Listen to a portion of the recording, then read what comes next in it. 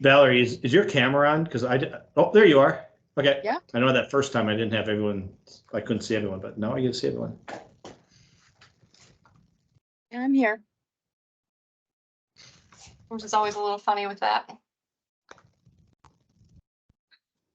Yeah, the first meeting we had, I only could see 2 people at a time. Like everyone else just had their initials up.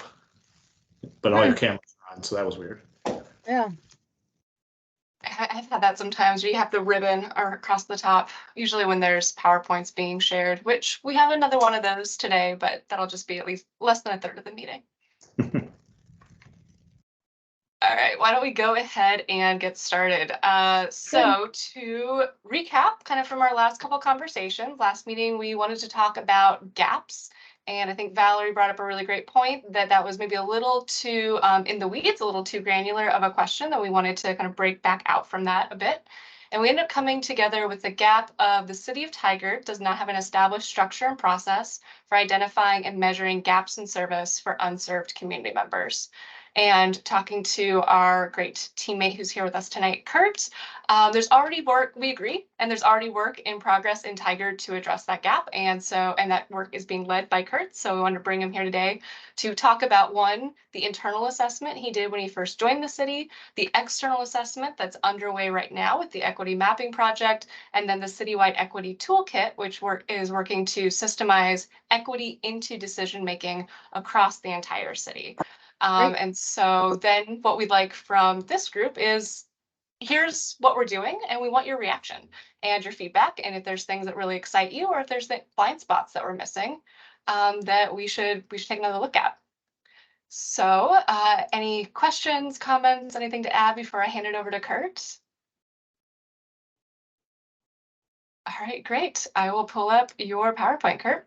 Take it away. Great, thank you. First, Kim and Steve, thank you.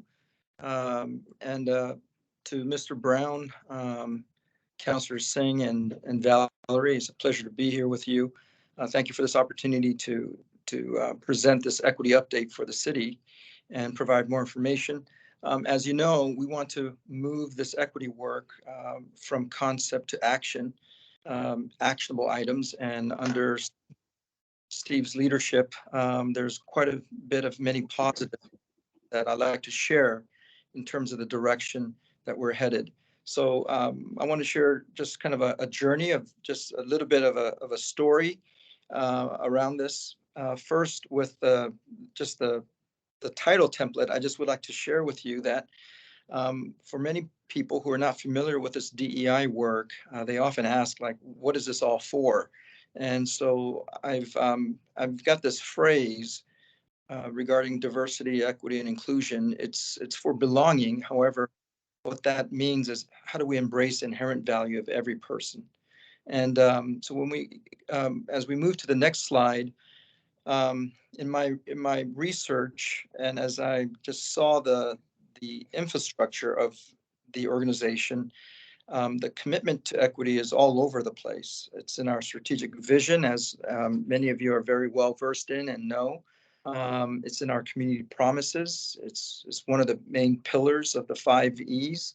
And then just recently on August 22nd, the City Council adopted an expounded description and elaboration on what we mean by equity as a commitment declaration. And then on September 12th, the council also adopted the Racial Equity Action Plan, where a great many individuals had poured in time and energy to draft and make available internally as well as to the community. To what Kim shared, my first 90 days, the next slide, the first 90 days upon starting here at the city, I conducted an organizational behavior assessment and provided some findings and recommendations to the leadership team. And in the report, you'll notice and see that I mirrored a lot of the amazing and wonderful things that are being done in other cities that are leading the charge. That doesn't necessarily, need to cause us to reinvent anything, but seeing what has worked and what attempts have been done, and learning from other cities, as well as National League of Cities. Um, there's also an assessment that I shared around the leadership's commitment to this work, which was unanimous and also inspiring. I also wanted to include the Racial Equity Action Plan. This has been retitled. It was initially an anti-racism action plan, and I proposed a more positive way in which we could begin this work by promoting this idea of racial equity. Um, the the city has an existing DEI advisory team that has been chartered, and since then it has been rechartered. It is a cross-section representation of our workforce from all of our departments within the city, and it is a very talented, energized, and very passionate group that bring a lot of um, um, positives as well as concerns or challenges or opportunities forward that can be brought forward to the leadership team. I had also convened a DEI leadership team. It's made up of mostly directors, and it's being rechartered or reset, so to speak.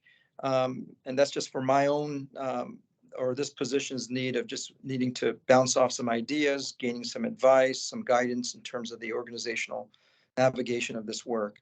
And then in the summary, I provided the fact that there needs to be a common language that we as an organization need to begin learning, as well as some clarity of how this is connected to our work, and then connecting those dots. In the next slide, I included in the executive summary our current workforce demographics, and I want to share just the growth of our workforce representation almost in a period of 3 years. We've had a total hire of 119 new employees, and of which 45 were racially diverse, and that makes about 38%. So those are really great trends that it's in terms of where it's headed.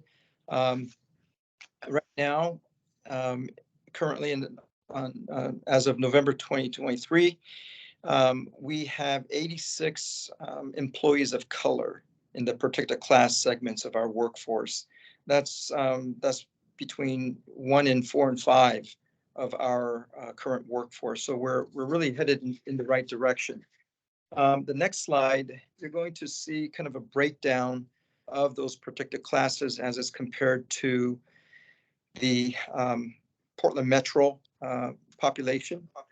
So with a total of 377 full-time, this also includes part-time employees. You'll see the breakdown in the number of employees in those protected classes.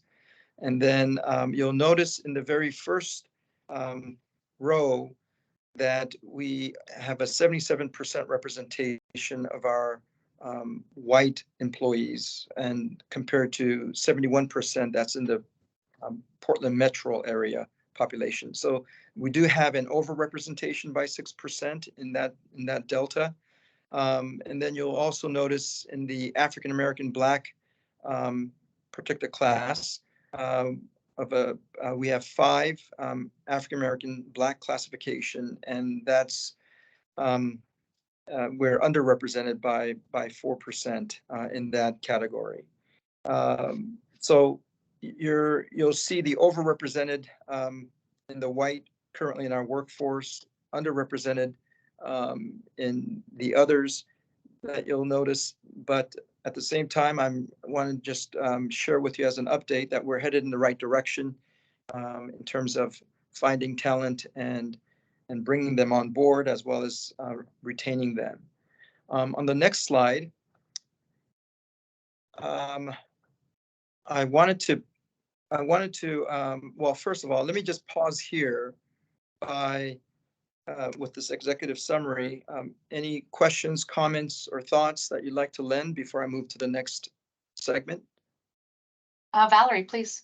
Yeah, I do have a question, because I think, one of the things that strikes me about that data is that, almost half of the racially diverse hires are new hires.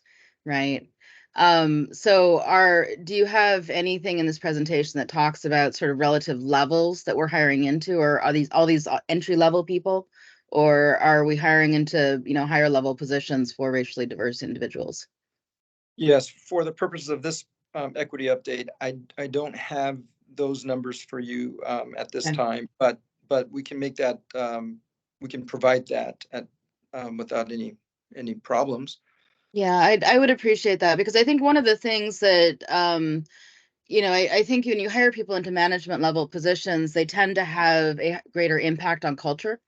And so I would be interested in seeing what that information looks like. Okay, all right. Thank you. That's a good question. Okay, anyone Um, else? Yep, Jimmy's got his hand up. Great, thanks. Hi, Kurt. How are you? Good. Good. It's good to see you. And first, I just want to applaud you for putting this packet together. I was extremely impressed with the amount of work that you've done on this. It was good to get some of the historical information about the region that we live in, especially the piece that talked about the abolitionists that helped to populate early Tigard or Tigardville or East Butte or whatever it was called at the time. And it just goes to show that you really have done a bang up job in pulling this together.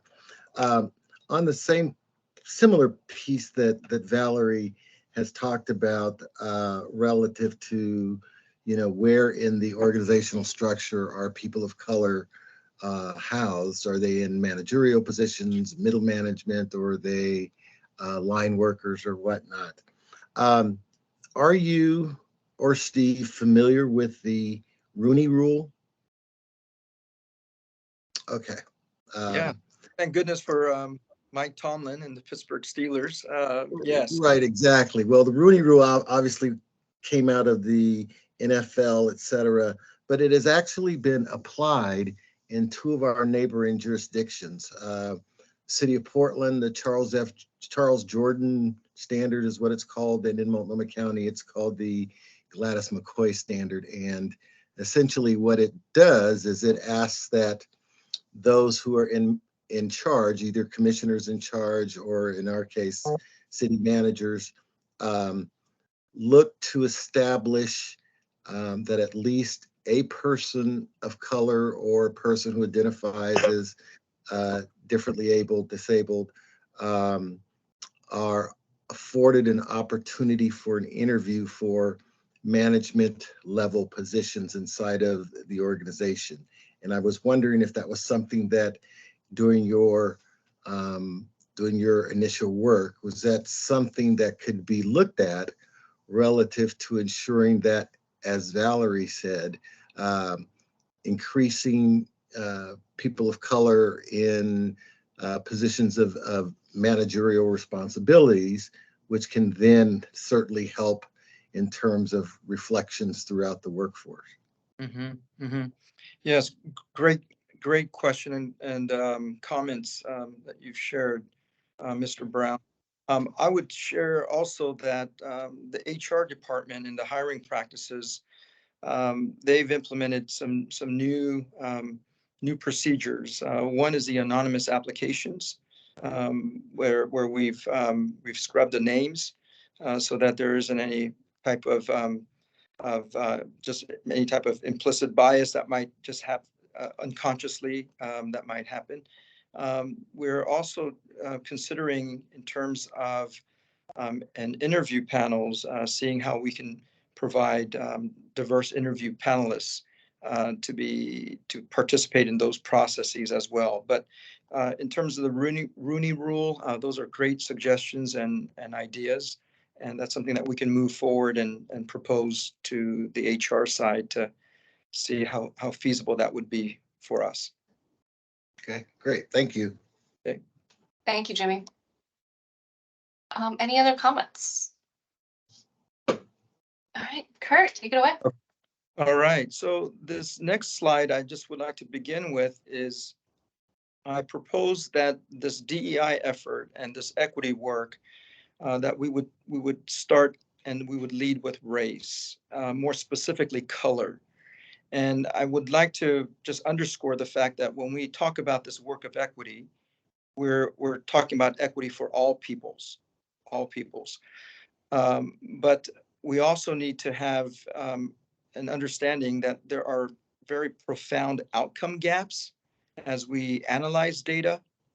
Um, just where people of color and minority groups where they are, just simply to what Valerie and Mr. Brown have shared.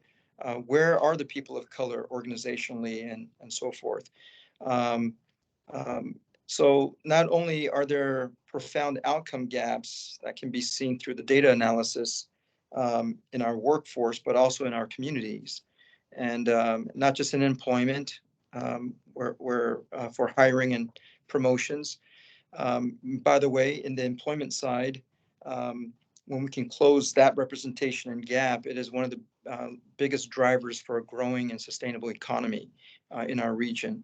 But we have racial gaps that are found in the achievement gap in education from K through 12, as well as higher education. When you look at the data around healthcare and just health disparities, you're going to find this common, predictable, pervasive indicator around race and color. So as I propose leading this work of equity with race, I do want to express and clarify that as we as an organization can focus on that, it does pull every aspect of all the multifaceted nature, diversity up with it together. So it's not to minimize or to disregard the other important diversity aspects and communities.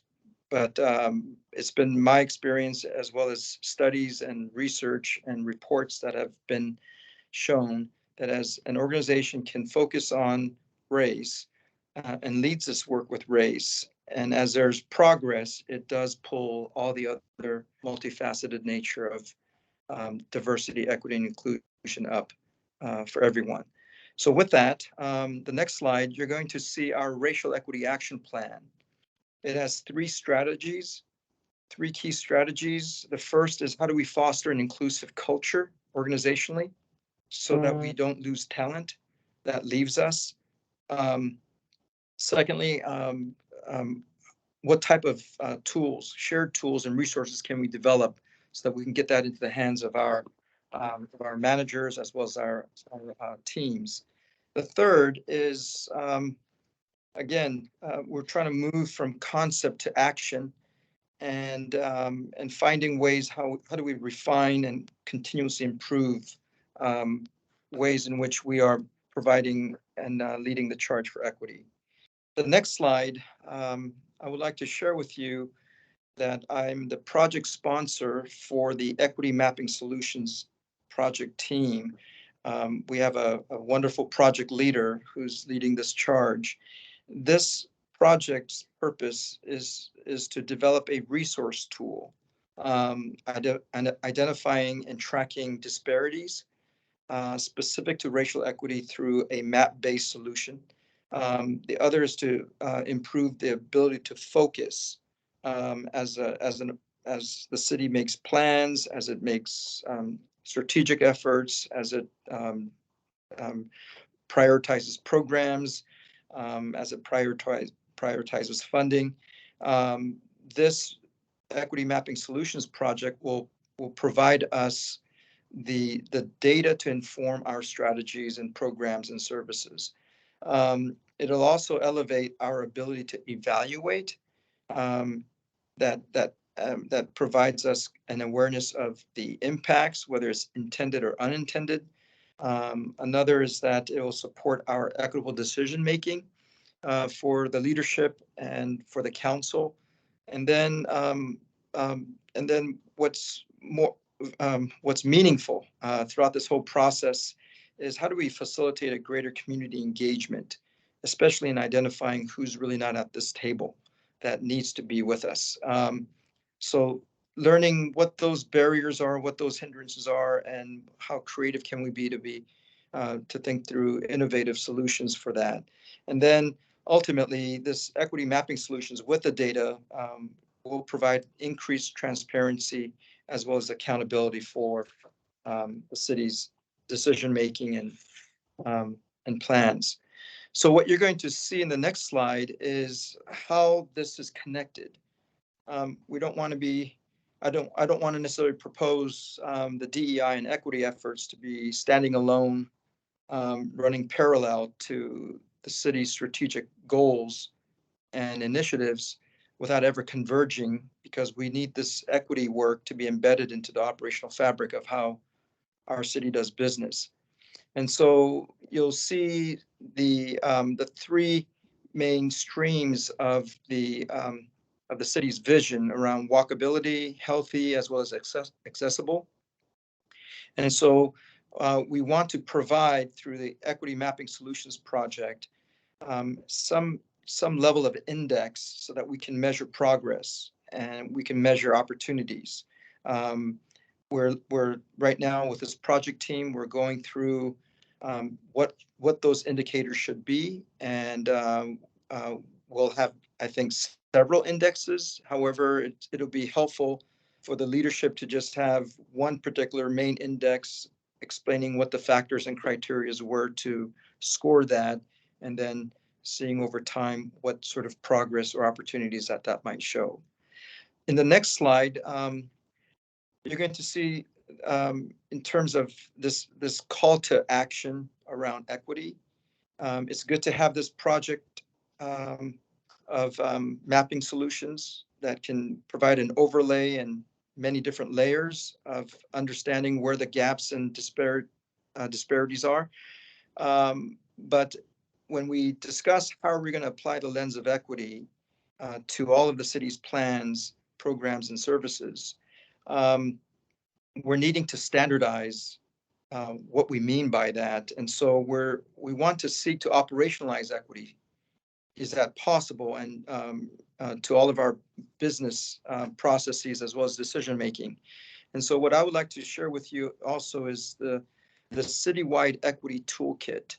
Kurt, sorry to interrupt. Before we go on to the citywide equity toolkit, I think Valerie has a question about the mapping project. Oh, okay. Yes. Yeah, sorry.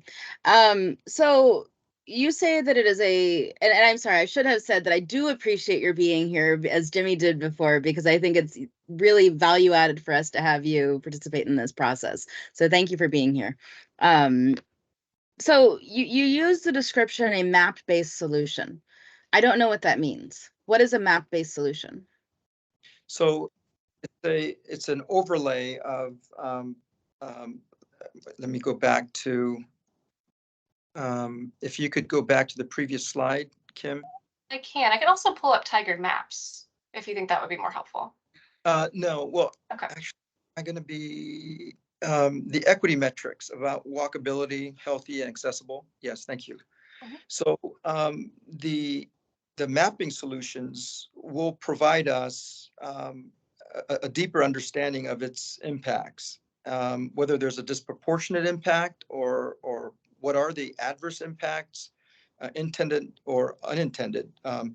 So around walkability in terms of parks and trails proximity, we would have some sort of metrics as in understanding the city's strategic goals and plans for that for our community members. But now if you overlay.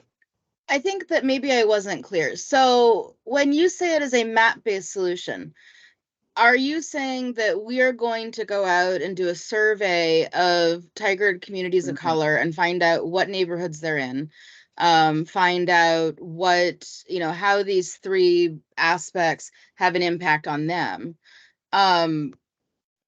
And I'm trying to, because I think that what you're focusing on right here with these three pillars is at some level a micro top down, we need more data approach to things. And I don't understand how this interacts with the map. Okay. So I think that is a good natural segue, Valerie, to the equity toolkit. So perhaps Okay. I share that. Uh, we can discuss further around Sure. that if it's not answered. So the next slide there, Kim. Okay, there you go. Equity toolkit is how do we standardize this practice of equity and how do we operationalize this? And what we're saying is that this equity toolkit coupled with the equity mapping solutions will guide us to these six um, results and outcomes, and everywhere from increasing internal accountability, that we are considering a lens of equity to all of our decision-making programs as well as services, how we are closing gaps of disparity. As I've shared already around our workforce, um, the the workforce and the protected class minorities is a very easy data for us to analyze. It's just right there for us to understand and capture and learn from. Um, the third is how do we engage the community, um, building partnerships, what and how do we support racial and ethnic justice in the city operations and services and programs and plans. And then these analytical focus, what other levels of data do we need? And I'm not just talking about demographic data, I'm talking about data that is related to what community members have shared.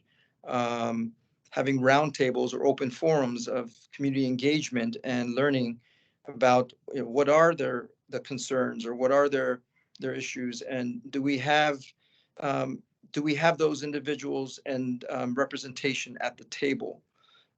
So this equity toolkit, um, coupled with many different factors and criteria of what we mean by data, not just numeric data, but inputs and feedback from our communities, will help us. And then on the next slide, you're going to see that this toolkit is designed to help our staff achieve the mission, vision, and community promise by operationalizing standards to processes and procedures to ensure equitable outcomes. So our focus is around the outcomes of our decision-making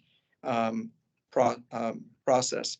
So this critically assesses the effects of our decision-making impact on impacted communities, and in order to create solutions and address disparities and shape a more equitable future for our city. The next slide is just more of a sequential process of this equity toolkit. Um, One of the things that we need for this equity toolkit standardized process is the equity mapping solutions data. So that's where it's coupled together to understand current and historical equity issues.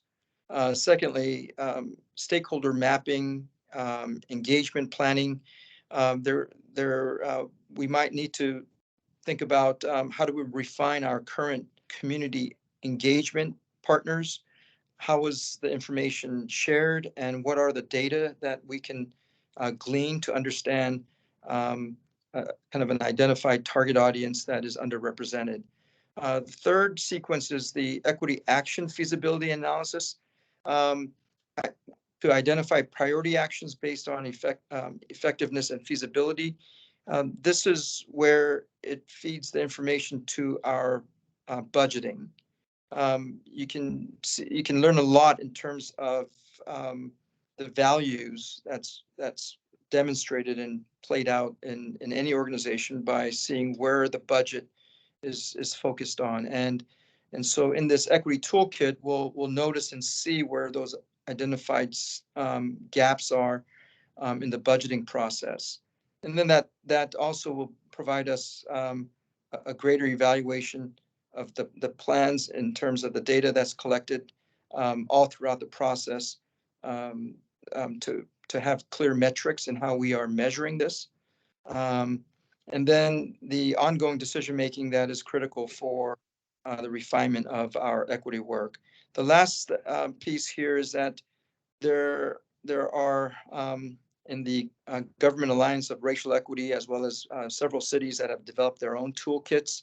on how they have standardized this process of decision making, as well as clearly understanding what we mean by applying the lens of equity.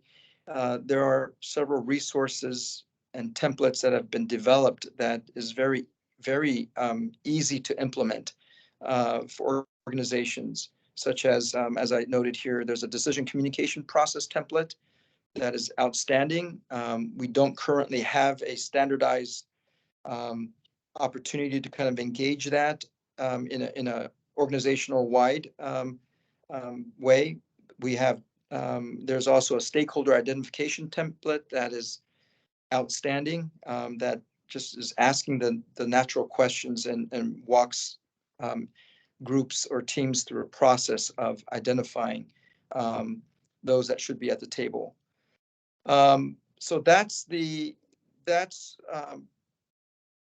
equity toolkit that we are planning to implement. And again, it's the ideas and concepts that we want to move to action, actionable steps for the city. Before I open up for questions and further conversation, I do want to just close with this last slide here. Oregon's population growth in the past 25, 30 years, there's been a 320% increase in our state in the Hispanic and Latino community, and a huge driving force in terms of the economy. We as a city, again, this is just strictly from the ACS city data that we have of 57,000 residents in the city. With our Latino and our largest ethnic protected class population in our city, we just held our second El Tigre festival. And this is the question that we've often raised as we're discussing this whole topic of equity, especially when it comes to our valuable resource in our organization, which is our employees. And that is, how does one measure the sense of belonging? And that's very difficult to measure. However, if you talk to any individual, many will express and say that I can feel whether I belong or whether I don't. And this particular event that was coordinated and pulled together by Leandro, who's with our comms team, and several other teammates, this is such an important affinity event and activity to engaging a very large minority community in our region to come together as a whole. And this provided a great exposure and education to our community, the entire city. And it provided opportunities to build camaraderie, bridging cultural differences. Being held at Cook Park, we had over almost 3,700 people that were actually clicked that attended this event. We had over 100 vendors that took part, and countless musicians and great foods and great music. But the reason why this equity work is so important is because this event in itself provided an affinity for people of color to have an opportunity to bridge differences as well as our similarities. So this is how this equity work, and in terms of the data that we're trying to process and what sort of standards we like to consider in our practices and procedures. So all to share just one small little example or sample that the city, I want to encourage all of us, the city is doing some really good and wonderful things in bridging gaps and differences.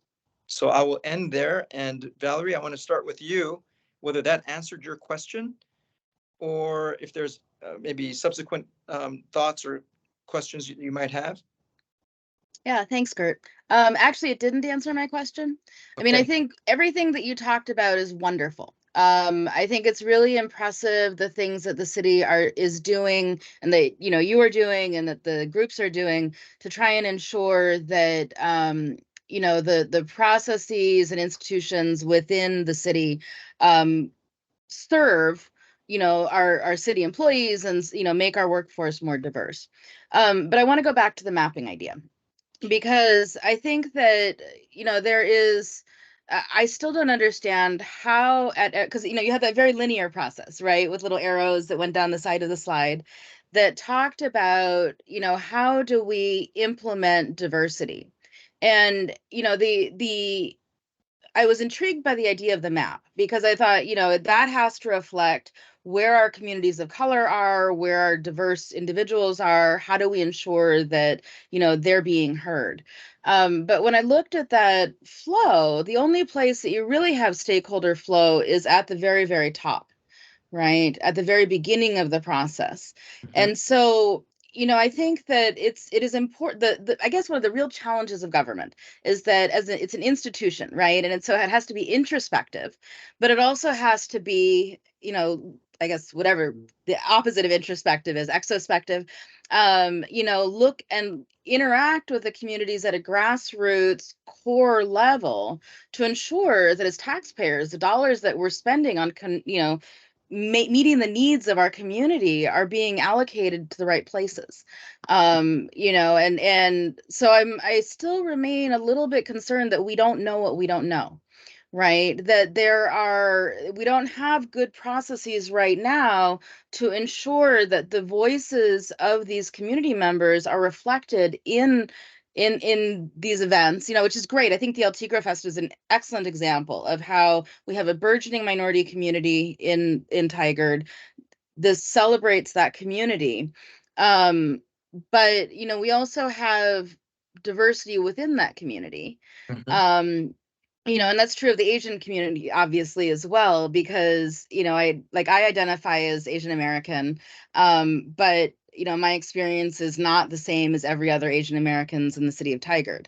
And so how do we ensure that we are hearing those diverse voices at every step of the way, and every step of the process, to make sure that we are allocating resources and that we are implementing programs that are responsive to those communities, which are inherently dynamic, right? Because we've seen that huge growth in the Hispanic population. How do we react to growth, say, if we have a wave of Eastern European immigration into Tigard, that's going to be a largely white seeming, but still recent immigrant population. How do we react to that? And so I want to make sure that our systems are durable in the sense that we are both introspective and exospective and hearing all of the voices from our community. Right. And so I was wondering if you could speak to that.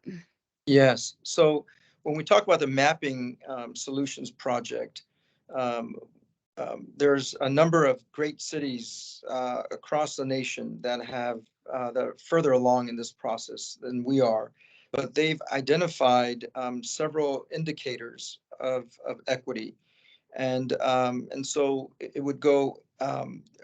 We're talking about examples like in education and how the city partners with the school districts, how the city partners with other respective groups in terms of bridging these gaps. And all throughout that equity toolkit process, we are needing to robustly develop a more strategic effort in collecting data. And by data, I'm not speaking of just numbers. We're talking about also what are those comments that are coming in through community members that are normally not represented, and what is it that we need to be listening for and listening to. So there's a large complexity of this community engagement plan that I see as an opportunity for us as a city, to to strategize in very new and innovative ways and creative ways, because you're absolutely right.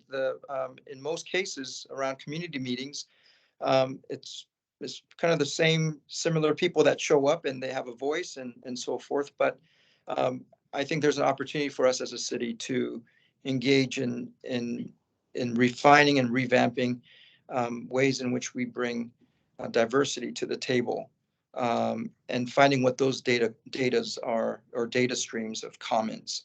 So if I can share some of these equity indicators that other cities have done. We have one that's very close to us in the city of Tacoma that has developed 15 indicators around this mapping solutions that also has not just a linear, but and just introspective, but it is also um, public facing in terms of where they're seeing the disparities of race and color throughout that whole process of within the equity toolkit. So Yeah, because I think one of the reasons, I mean, the reason that we are here, right, is because the Public Safety Advisory Board had recommended the adoption of someone whose role would be more externally facing than your role. Because I think your role is extremely important within the city of Tigard and making sure that the systems get built and those systems are durable. But, you know, I guess I would like your perspective on sort of what we have been tasked with. You know, whether there is a role in Tigard from your perspective, having spent a year or so now, you know, getting deeply enmeshed in the systems of our city government, whether we have a need, or if we, I mean, I think one of the things we talked about too was the need perhaps for an audit of whether we need this, but whether there needs to be more externally facing focus, because you can't be in both places at the same time, right? So I guess that's my question to you, and I'd appreciate your thoughts on it. You know, I think we have talked to other folks and we have our own individual thoughts about this, but you know, you've been sort of enmeshed in thinking about these issues with Tigard for quite a while now. So I'm curious about your perspective. yes, well, to just share my thoughts around this, I can I can personally share that even in the role that I'm in right now, it was brought because of a need, or it was a direction that was decided by the leadership and the council to budget for, and then and also to support. So I'm in a position where the needs had risen to a level of need of action. For the community navigator position, I think that there's some ambiguity in terms of what um, what clearly would be the description of engagement and of bridging. And as I see our current infrastructure with internally, we have community engagement coordinators and specialists in almost every department. And I think that those community engagement specialists could very well serve kind of building their capacity of cultural competencies as well as cultural proficiencies on how we can engage the diverse communities and honoring those cultures in a very very mindful and prudent way. So at this particular time, I do see that we might already have those fixtures within the organization to engage the diverse public. But perhaps there might be an opportunity to fine tune that, or refine that, or add to that. But I again, guess my question is, how do we know that those community engagement coordinators are reaching the entire community? well, that's just that's a good question, and that's perhaps an opportunity for us um, to have a better understanding of all of their roles. and seeing whether or not there's an opportunity to refine that. Okay, thank you. That's a great question, Valerie. Thank you for asking. Councillor Singh, please. Thank you. Yeah, I'm appreciating this rich conversation and just also so impressed with your expertise, knowledge, and work you and your team have done, Kurt. I really value the mapping component because I think this can make information, more accessible, especially visually. It also can help us, really determine gaps and inequities in the physical infrastructure and combine that with census data. And,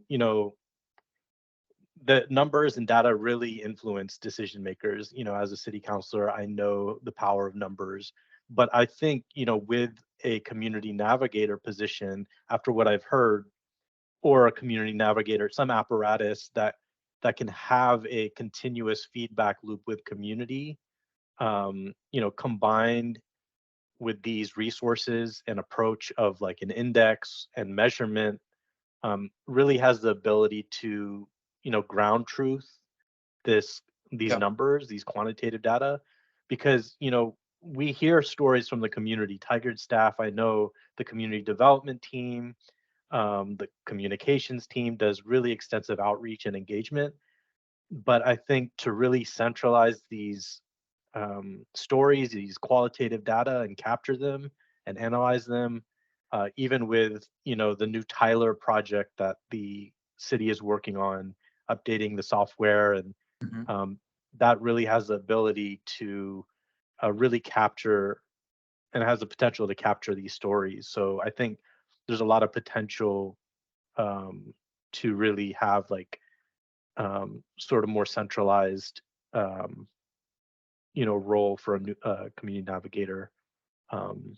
So yeah, thanks again for presenting on this. Yeah, thank you for sharing that. Jimmy, please. Yeah, just a couple things. When I listened to you, Kurt, and I was looking at the slides, and there were some slides there that talked about economic development, I believe, and gaps. It struck me as to how does the city take a look at the taxpayer resources, the dollars that all the community puts into the city, and how much of that comes back into specific communities. Specifically, the activity that occurred at Cook Park over the summer was amazing. I mean, it was, just to be able to go there and see the richness of the Spanish-speaking community and broader parts of the community that were there was so awe-inspiring. I knew that Tigard was becoming more diverse in 1994 when I moved out here, because my daughters were able to find Black hair care products in Safeway. And that sounds kind of funny and stuff, but the reality is that provider took more into consideration of what they were seeing and put a product in their store that brought them additional resources. Right. And it did, because we ended up going over there before some of the other hair care product stores opened in the area. So I juxtaposition that with, it's great to have a fair and a community event. How does the city look to increase the activity of communities of color in, say, for example, its contracting processes? We know that I presume that there are a number of contracts that go out into the community for a variety of services that the city may need that they may not be able to do on their own, so they contract those things out. What mechanism do they use to identify potential vendors?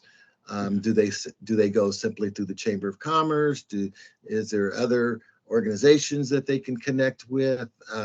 How do we, for lack of a better description, share the city wealth down into those communities, which, if we talk about income gaps, certainly is a way to impact the income gap between the white community and, say, the Spanish-speaking community, or the African-American community, or the Asian Pacific Islander community, or any of the other communities of color that exist that may have serviceability, services available to the city, but may not be able to connect inside that hall, so to speak, to gather those contracts.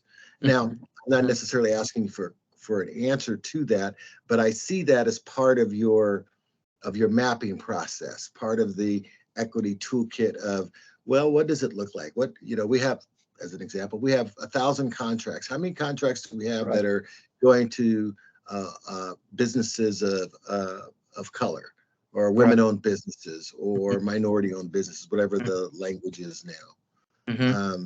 So, I'd be interested at some point in time of seeing, how you all look to do that. Sure. And the flip side of that, and the second part of that, then, in terms of the community navigator position, is while that portion is looked at from an internal perspective, which your navigator folks or the staff that you were talking about,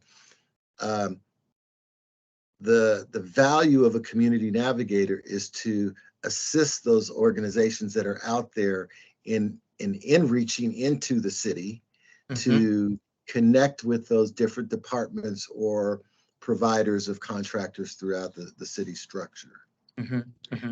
So Okay. I'm hearing again of at least 3 different versions of a community navigator around the room, and am once again concerned that we're adding a lot to a plate of an individual that seems like it's more of a organizational development issue, or a change management, or, to Kurt's previous point, something that needs to be built up among communications coordinators. Because I'm hearing it from a procurement perspective, from the hiring perspective, from a communications, but like communications oversight perspective.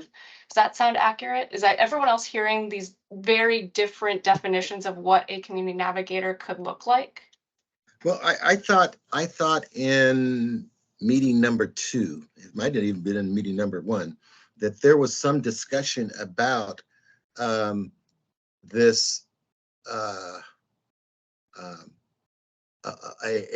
an environment, a position, whatever, that incorporated all of the elements that exist inside of the current structure of the city.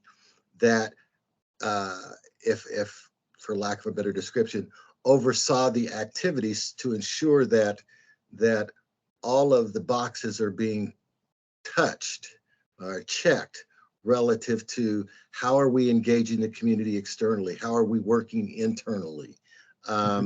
Again, some of these positions may very well be individual oriented. I mean, their styles, their values, their own personal belief systems seem to drive some of the work that they are doing, and it's very much appreciative. But that doesn't institutionalize it. And I think what in that initial conversation, I know I was talking about in that an initial conversation, was how do we institutionalize this? How do we ensure that these activities are institutionalized, not just individualized? So, Kim, if I can add, and Please. again, Mr. Brown, thank you for those thoughts and Call comments. me Jimmy, Kurt. You can call me Jimmy. Yeah. So what I would like to share is that, what I would like to share is that everything in which I try to remind myself as well as our teams, everything that we do in terms of this work internally, we're all clear that our North Star is the community. That's why we do what we do. It is for the community and in our service to the communities. Now, having said that, I think you bring up some great points, Mr. Brown, around the city's diversity spend, and other ways in which how our. But I want to encourage you that there's some really great and wonderful things that every department in this city are doing in applying equity that impacts the community. I can speak of an equity rubric that the finance team is trying to develop in terms of how grants are given and what are those allocations and how is that going to be distributed. I can share with you countless other opportunities in which our community development with minority and women and small business, emerging business opportunities are developing another set of rubric to ensure equity. So there's a lot of good in which many pockets internally are coming up with their own ways that's specifically to their business, and again, it's all to impact in a greater sense the community. So I'm seeing that flow, that everything that we're doing internally is again to seeing how we can positively impact all of the diverse communities that we serve. Kelly, we haven't heard from you tonight. Do you have anything that you'd like to add? Sorry, and I apologize for being late. I apparently don't know how technology works, so that is my bad. So I think I'm going to say this badly, so I hope you all forgive me if I fudge my words and say things in a stupid way. But I think I'm struggling because I have heard so many different versions and so many different definitions of what this community navigator role is supposed to be, that I'm struggling to sort of synthesize it all in a way that makes sense to me and in a way that I feel like it would be appropriate to take to the budget committee and say, hey, is this something that we even want to do from a financial standpoint? And Kurt, I really, really appreciate what you've been saying about like our current communications teams and what they're doing and how they're trying to create their different methods of communication with communities in Tigard. And I'm wondering, like, I don't know, like, I'm just wondering, like, do you feel like at this point in the game, like, do you feel like what you're doing is enough to help you get the data that you need to decide, like, hey, do we really need another person in this role? Or can we manage this with the resources that we have if we continue to do different like types of training or different types of just messaging and communication within the team?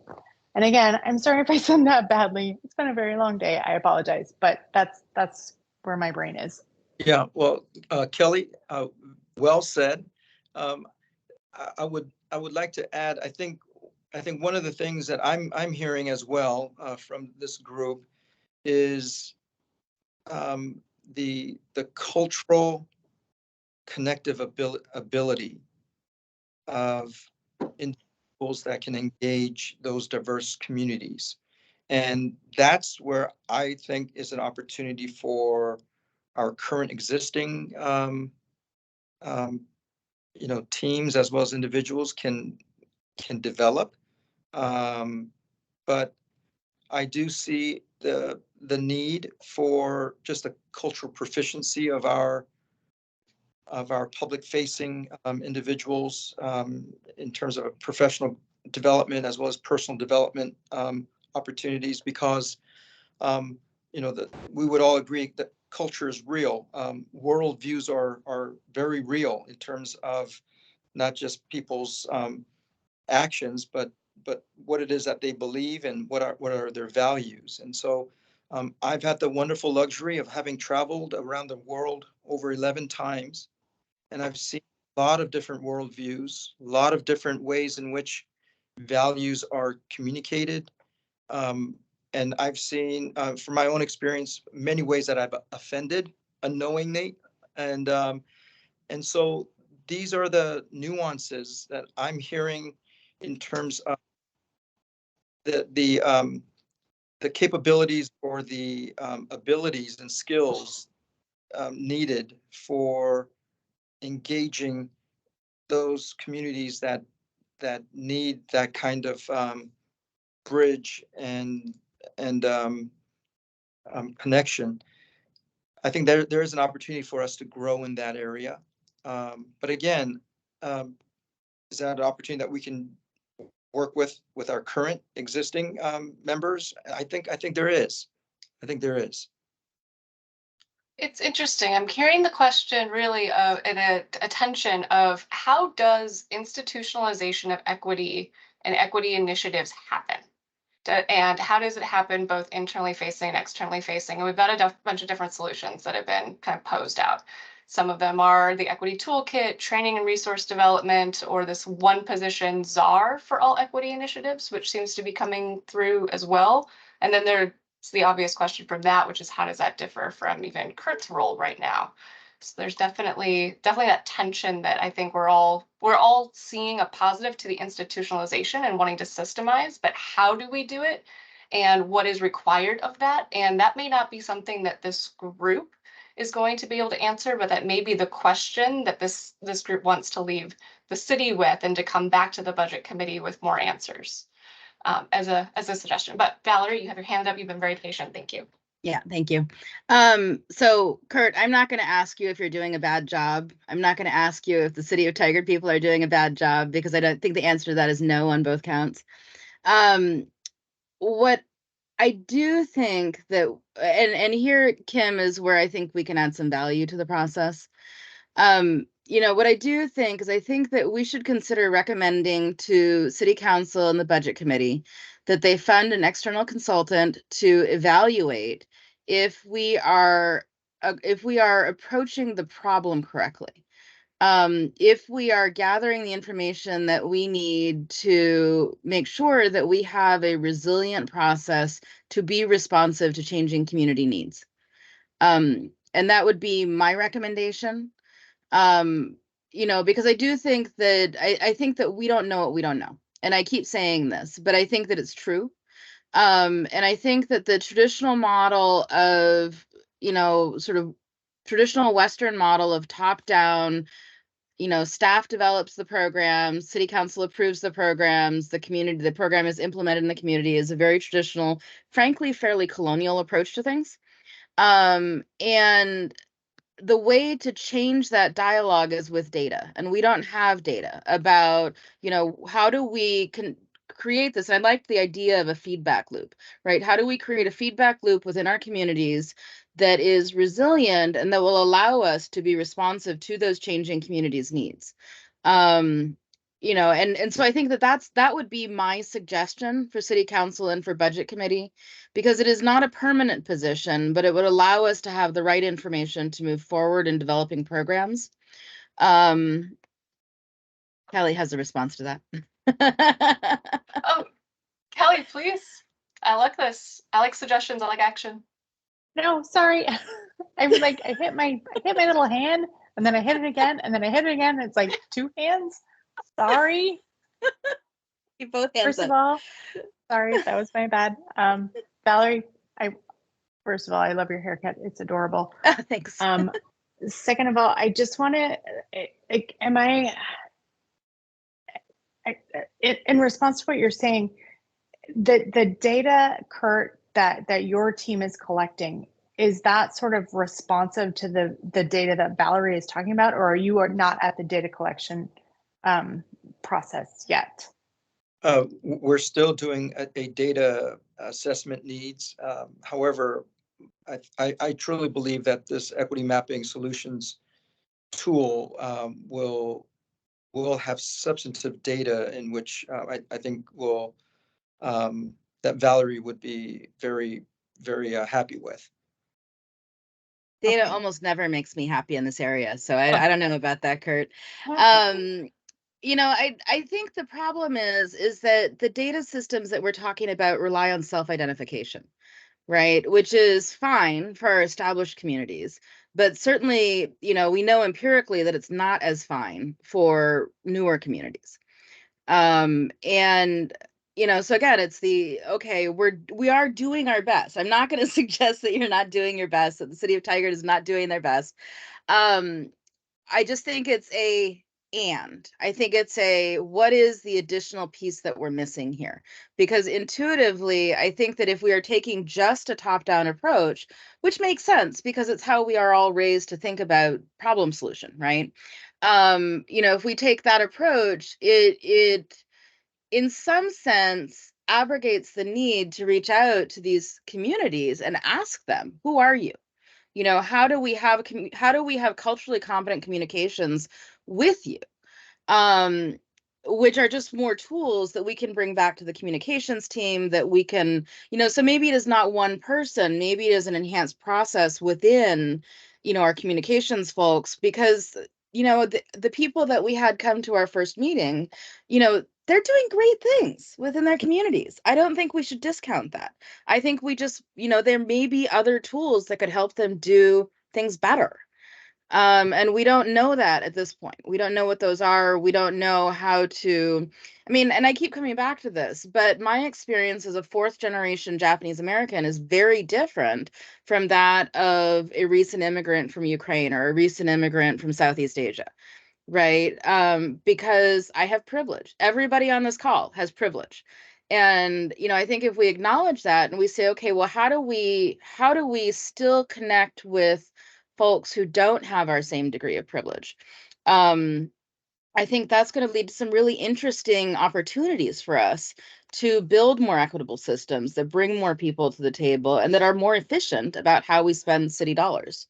So my suggestion would be, that we recommend to City Council and Budget, that the Budget Committee, that, we allocate funds to bring in a consultant or somebody who, because there are people who are doing great work in this area.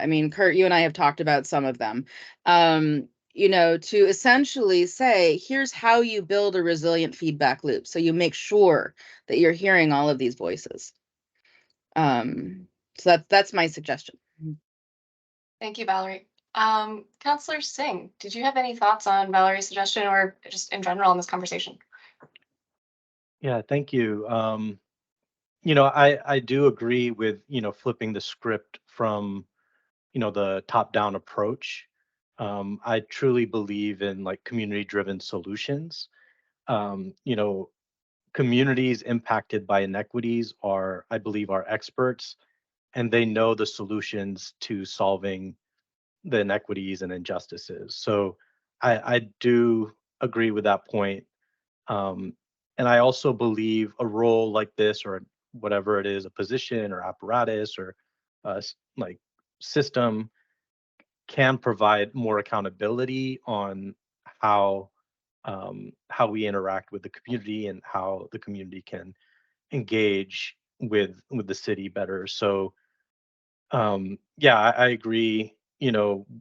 I agree with Valerie in terms of like those next steps. I think that's a strong proposal.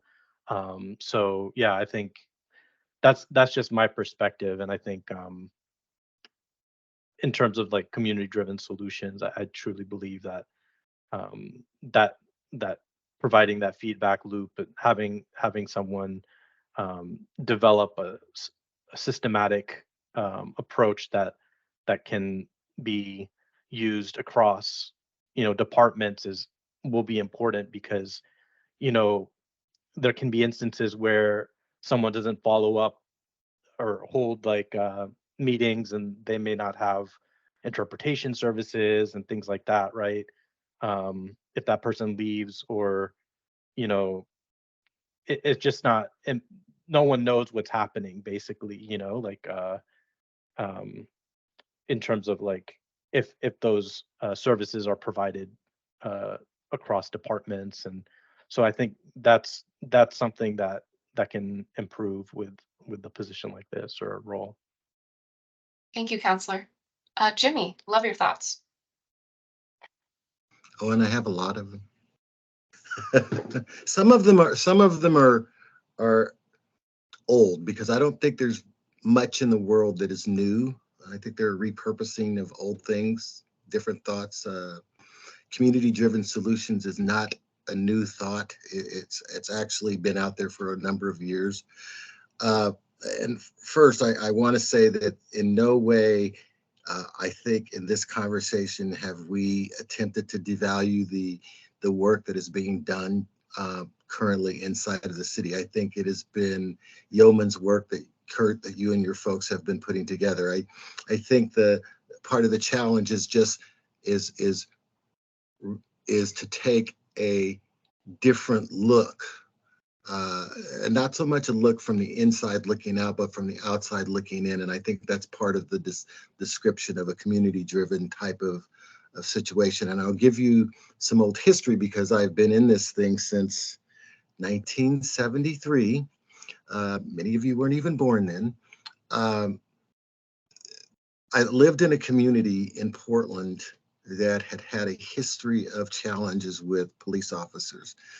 Police officers driving through the streets and jumping out of cars and chasing kids down, and you fit the description kinds of stuff. And so it became apparent that there were challenges between the community and the local, and between the community and the police. And the police chief at that time and the city commissioners at that time said, and again, it was all part of the old model cities days, we need to look at this differently. Let's talk to the community and see what they say. And when they talked to the community, and the police were talking about issues of crime and issues of drugs and issues of prostitution and how they had to handle that, the community said, well, there are better ways to do that. If you got out of your police car and walked around the neighborhood and saw what the good things were in this neighborhood, you would have a better sense of why those elements are impactful to us who live in this community. And if you were to go up and talk to Miss Jones, who sits on her porch with her lemonade and smiles at the kids and waves at people, you might get a different sense of the neighborhood that you happen to patrol in. And you know what? If you happen to put a precinct, not necessarily a full precinct, but maybe a storefront precinct inside of this abandoned building over here, you might find that that abandoned area no longer fosters criminal behavior. And so they did that, and it worked. And again, it was taking a look at what the community said they felt they needed versus what those at the top, meaning the police at that point in time, felt that they needed to impact crime in a particular community. And so similarly, I'm saying here, perhaps based on what Valerie has said so eloquently, that if we were to take a look, whether it's to, again, hire a consultant to actually pull together the folks from the different communities and to say, you tell us what it is that we need to do to improve our relationships and our connections between you and the community, us at this particular level of municipal government. Again, it's not saying anything is wrong. It's just saying, let's be more inclusive and more connected in how we bring these two different organizational units, municipal government and the community, together. Thank you, Jimmy. So I'm hearing across the group a pretty unanimous agreement with Valerie's recommendation. Oh, Kelly, please. My apologies. Yeah, I'm sorry. I have no idea how to get that stupid hand to come down. Okay, I'll take care of it. Did it come down? All right, we're good? Yep. Okay, so I want to make sure I understand this correctly. And is the idea that we would recommend to have an external, like we would pay an external auditing group to come into the community to determine whether or not we are approaching communities, like diverse communities within Tigard, adequately? Like, and if that's the case, like, isn't that something that Kurt's saying that his teams are already trying to do? I really want to understand this. So I apologize if I'm not understanding it, but it sounds like we're talking about paying somebody to come in and do something that Kurt's team is currently working on doing. If I'm misunderstanding that, please correct me. Why don't we start with Kurt's response and then we'll move to Valerie. Okay. Sure. I'm here in this role to move the equity work and facilitate and bring partners and colleagues together as an organization for the purposes of serving our diverse communities as a whole and well. So are there opportunities for development and growth? Absolutely. So I would just share that from my perspective, I believe that there are existing roles and positions that can serve in that capacity, or be added to their capacity and responsibility, so that things can be dovetailed together, rather than um, a kind of a nebulous approach to this work. So I think it would help, as Kim has been facilitating, just kind of honing in on really the specific need in which we're looking for to address. And we've heard a lot of wonderful and good things. But again, I really believe that in our current infrastructure and structure and fixtures, I believe that those elements could be very naturally and easily added to the work that we're doing. All right, I do want to call attention. We have 11 minutes remaining in the meeting. I'd like to hear both from Jimmy and Valerie and then have a little bit of time for conclusion. So just clock time. Jimmy, please go ahead. Okay, I'll try to be really quick here. Could you go back to that last slide that you had up there? Yeah, my latest whiteboard. Thank you. Yes. There's more stuff on here, but this is the Okay. most relevant for now.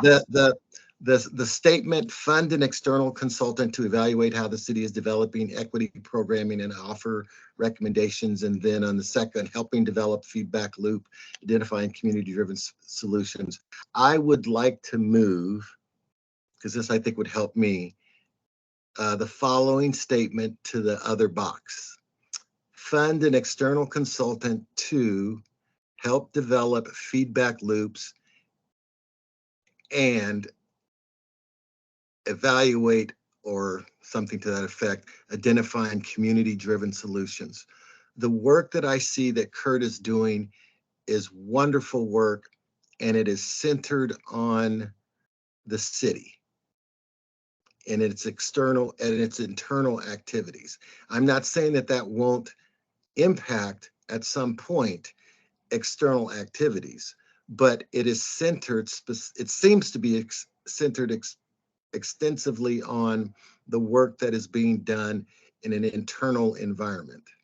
And I think that that represents a difference to me, at least in how I see, you know, the difference between an internally driven process and an externally driven process. And I mean, I'm keeping my mind open as to how this all might be morphed into, but I still feel that what I've been trying to get to, and I believe Valerie and some of the other folks out of PSAB, was really centering around an external connectedness to identifying the community-driven solutions.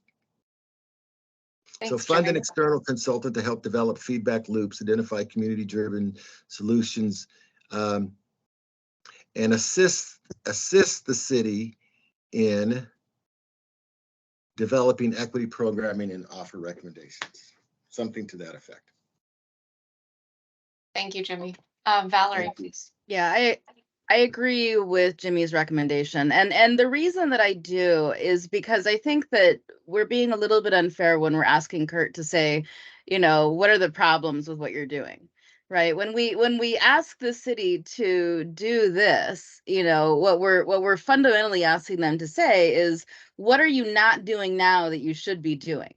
Right? And I think we all agree that what the city is doing, what the city staff are doing is admirable and good and positive, in evaluating within their paradigm. But the problem is that once you step outside of that paradigm, you have a different perspective, right? And so that's why I think it's important that it be an external consultant rather than an internally driven process. And the two are going to have to work together, and sync up processes, but and sync up recommendations moving forward. But I think that the focus is sufficiently different. That's why it has to be an external consultant, because and it's human nature, right? To say, yes, I'm doing a good job. My people who I like, who I work with on a regular basis, are doing a good job in this area. And we're not saying that anybody's doing a bad job. What I think we're saying is that, we don't know where the blind spots are. And I think that what particularly with Jimmy's rewording, what this gets to is identifying where those blind spots are and providing additional data and tools so that the folks in the city who are doing a good job can be doing a better job, and that we have resilient processes. So I would perhaps add the word resilient before feedback loops. Kim, to to make sure that it's not dependent on any one person in any one particular role. I tell this to my team all the time, that I plan on winning the lottery and retiring, and then all of this is going to be theirs. Right. And so, if someone at the city who is in a key role were to win the lottery and, be like, see you guys, I'm going to go to my new private island in the Caribbean. How do we make sure that those relationships are persistent? How do we make sure that we continue to get that feedback from our communities of color? And not just our communities of color, but I think we also have to think about senior needs. I think we have to think about our differently abled communities, our LGBTQIA plus communities. I mean, I think that these are all, Kurt is right, that, race tends to be the canary in the coal mine on these issues. But we need to figure out, what does that look like? And that's what I would suggest would be my recommendation. Does that make sense, Kelly? Kelly, please. Crap. Sorry. Why does it always give me two hands? Oh, I it's think just saying that's that the number. It's just saying you're All right. second in line. Yeah. Okay. It's All right. just That one makes hand, sense. just your second. Thank you. Thank you. I appreciate it. Teams and I are not great friends.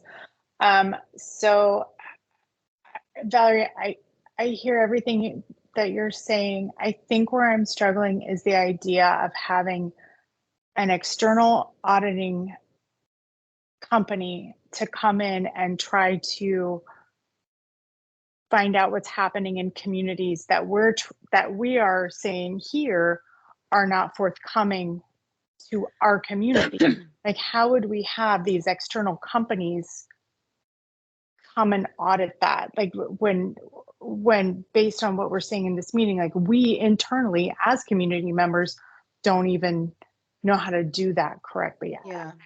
I'm struggling with that, because if Sure, we're saying and that I think there's this, I think it becomes important who that consultant is. I'm not talking about PwC or one of the big auditing firms. What I'm thinking about here is I'm thinking about people who are actually in the community doing diversity work already.